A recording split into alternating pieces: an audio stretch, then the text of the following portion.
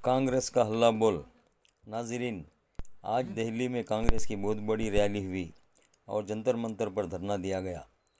इस धरने का मकसद यह था कि जो टैक्स का पैसा सेंट्रल गवर्नमेंट लेती है उसका हिस्सा कर्नाटक को नहीं मिल रहा है।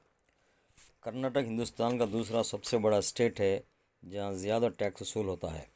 महाराष्ट्र नंबर 1 पर आता है और कर्नाटक दूसरे नंबर पर। कर्नाटक के chief minister Siddaramaiah, deputy CM Shivakumar, DK Shivakumar, Karnataka के तमाम MPs, MLAs और MLC और कई अरकान कांग्रेस ने आज के ताल्लुक़ से दिल्ली में हल्ला बोल दिया। इस धरने में कांग्रेस पार्टी के कई नेताओं ने हाथों में प्ले कार्ड उठाए हुए थे जिसमें लिखा हुआ था कि हमारे पैसे वापस दो। कर्नाटक के चीफ मिनिस्टर सिद्धरामैया जी ने इस धरने से खिताब करते हुए कहा और उसकी मिसाल देते हुए कहा कि 100 रुपये में से सिर्फ 12 से 13 रुपया ही कर्नाटक को मिल रहा है, बाकी सब BJP वाली रियासतों को दिया जा रहा है। उन्होंने कहा कि इस मामले में कर्नाटक की और BJP और JDS को भी हमारा साथ देना चाहिए था, लेकिन वो इस धरने में शामिल नहीं हुए। शायद वो लोग अपने आकाओं को नाराज़ नहीं करना चाहते थे।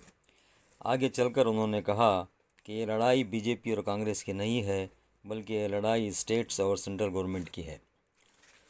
नाजरीन, लोगों का ये कहना है कि साउथ इंडिया से BJP का सफाया हो चुका है।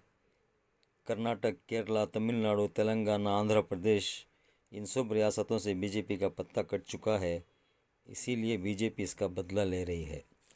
हमारे इन रियासतों से जाने वाला टैक्स लेकर वो अपनी BJP की रियासतों में डिवाइड कर रही है। अब देखना यह है कि वो कर्नाटक का हज़ारों करोड़ रुपए का कर्ज कब अदा करेगी।